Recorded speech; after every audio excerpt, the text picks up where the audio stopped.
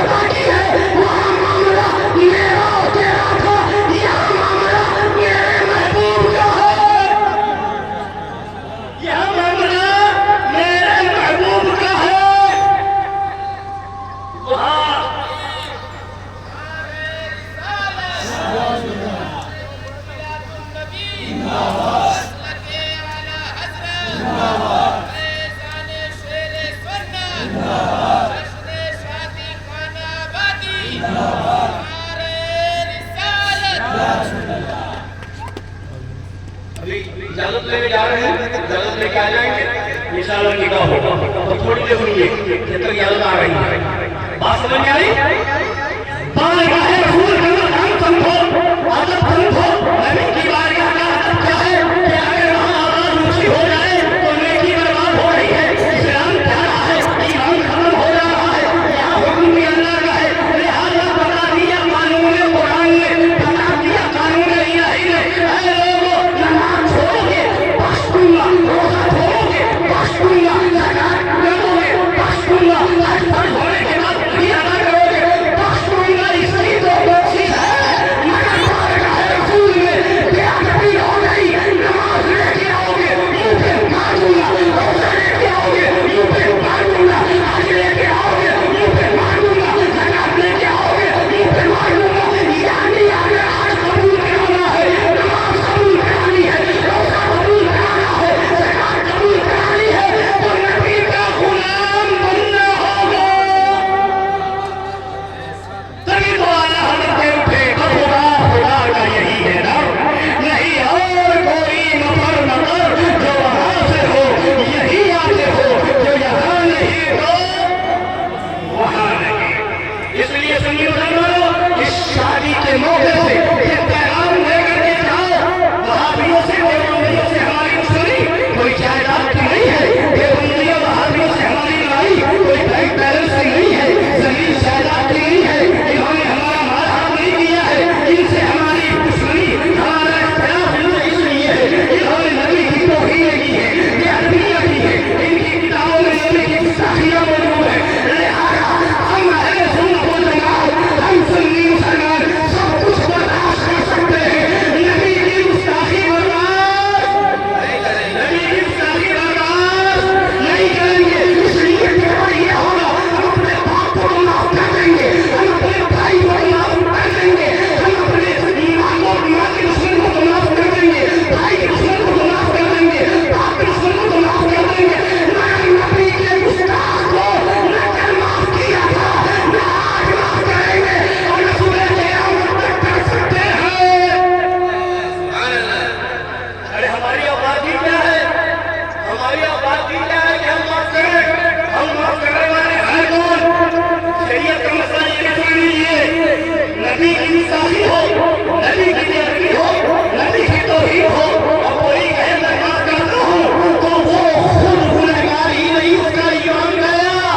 گستاخی نبی کی معافی ہوگی وہاں سے نہ ہم معاف کر سکتے ہیں نہ تم معاف کر سکتے ہو یہ اختیار ہے ہی نہیں جب یہ اختیار ہمیں ملا ہی نہیں معافی ہم کہہ ہی نہیں سکتے تو جب معاف نہیں کر سکتے تو بڑا بتاؤ شادی میں بلا سکتے ہیں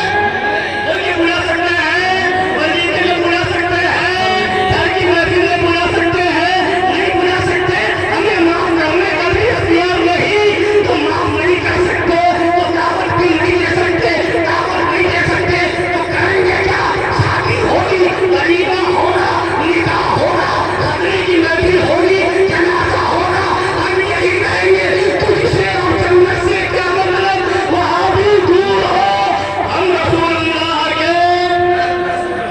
جنت رسول اللہ ہم رسول اللہ کے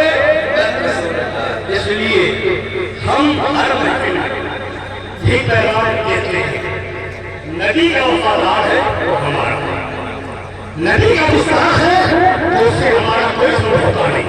اس سے ہمارا کوئی رشتہ ناتا نہیں ارے کون نبی کون آقا کس نبی کے ہم رہنا پڑنے والے ہیں اس نبی کے صدقے میں ہمارا کیا مسئلہ ہے وہ سنیے سب نبی کی امت ہے سنیے نبی تو نبی ہے اللہ تبارک و تعالی نے قلم کو پیدا فرمایا اور ارشاد فرمایا یا قلم اکتب اے قلم لکھ قلم تھر تھر کانپنے لگا عرض کرتا ہے مولا ماذا اکتب کیا لکھوں ارشاد الہی ہوتا ہے اکتب توحیدی میری توحید لکھ قلم نے لکھی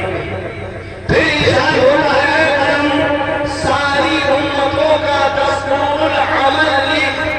ساری امتوں کا دستور العمل لکھ قلم نے لکھنا شروع کیا حضرت آدم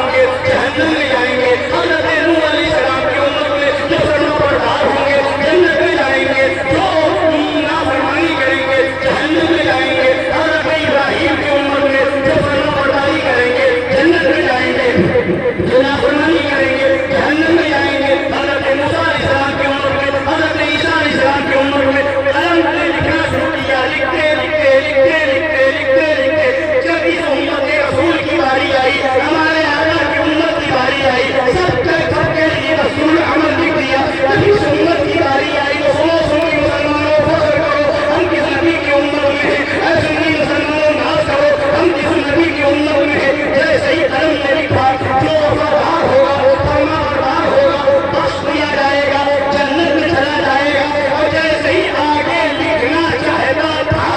کہ جو نافرمانی کرے گا جہنم میں جائے گا، لکھنا چاہتا تھا فوراً اللہ کا حکم آتا ہے تب یا قلم،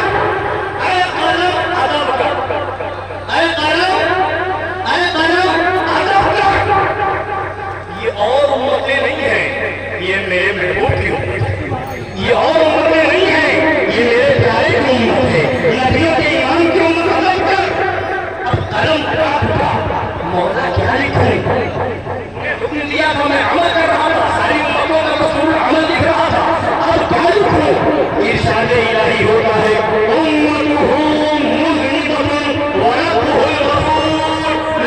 میرے محبوب کی امت گنہگار ہے مگر ان کا رب بخشنے والا مہربان ہے۔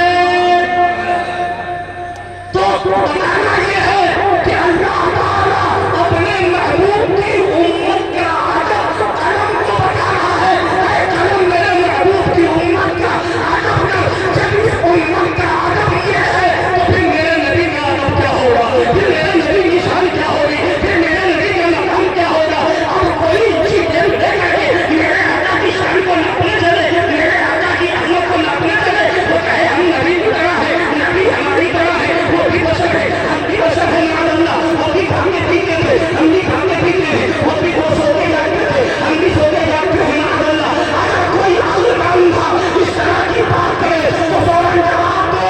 وہابی گدھے کی طرح ہے، دیوبندی کتے کی طرح ہے، میں کیسے، وہ بھی کھاتا ہے وہ بھی کھاتا ہے وہ بھی سوتا ہے وہ بھی سوتا ہے وہ بھی چلتا پھرتا ہے وہ بھی چلتا پھرتا ہے، تو کہے ہم اتنے برے ہو گئے کہ گدھے کی طرح کہہ دیا، تو جواب دو ارے اتنا برا نہیں تو اتنا اچھا کب سے ہو گیا کہ نبی کی طرح بتانے لگا۔ سن، نبی تو نبی ہے، نبی کا چہرہ جس نے دیکھ لیا، دیدار رسول جس نے کر لیا، یعنی صحابی ہو گیا، اس کی برابری بھی نہیں کر سکتے۔ وہ ہے میرے آقا، وہ ہے میرے نبی، لہٰذا سنی مسلمانوں پیغام یہ ہے سنی ہو تو حسینی بنو، پکے حسینی بنو، اور حسینی کون ہوگا، کربلا کے میدان میں امام حسین نے کہ 72 کو دیکھا 22,000 کو نہیں دیکھا، بارات میں اگر سنی نہیں ملے گا گاڑی والے جائیں گے نکاح پڑھا کے آ جائیں گے، مگر کوئی وہابی آ جائے مجلس کو گندا کر دے یہ ہمیں گوارا نہیں ہے۔ ہم اپنی محفل کو وہابیت سے دیوبندیت سے گندا نہیں کرواتے، ہم وہی جاتے ہیں یہاں سب سنی ہوگے۔ ابھی کچھ دن پہلے جگہ گئے بتایا یہی تھا سب سنی ہے، دولے والوں کی طرف سے بھی گھر والوں کی طرف سے، وہاں قیام ڈالے تھے مسجد کے بارے دیکھ لو ہے تو ایک پتہ چلا ایک ہم نے کہا ہم نہیں نکاح پڑھائیں گے، الحمدللہ وہاں سے وہاں گئے بھی نہیں، بغیر نکاح پڑھائے واپس آ گئے، اس لیے کہ تمہاری جو بھی شرط ہوگی تمہارا جو بھی ایمان ہوگا، ہماری شرط یہ ہے کہ مسجد میں ایک بھی وہابی نہ ہو، ایک بھی دیوبندی نہ ہو، لہٰذا اگر یہ شرط منظور ہے تو ہم علماء شیخ ہندوستان نکاح کے لیے حاضر ہیں۔ لہٰذا اس لیے سنیے پکے بنے، تعداد نہ لے گے، کثرت نہ لے گے، امام حسین بہت کرتے مگر یزیدیوں سے چھوٹا نہیں کیا، علی اصغر کو دے دیا، علی اکبر کو دے دیا، حضرت قاسم کو دے دیا، سب قربان کر دیا مگر یزیدیوں کے ہاتھ میں ہاتھ نہیں دیا۔ ہم سنی ہیں ان کے ماننے والے سب گوارا ہو مگر وہ گستاخی رسول آ جائے یہ گوارا نہیں ہے۔ اللہ تعالیٰ ہم سب کو ایمان پر رکھے، اسی پر خاتمہ بالخیر نصیب فرمائے۔ اللہ تعالیٰ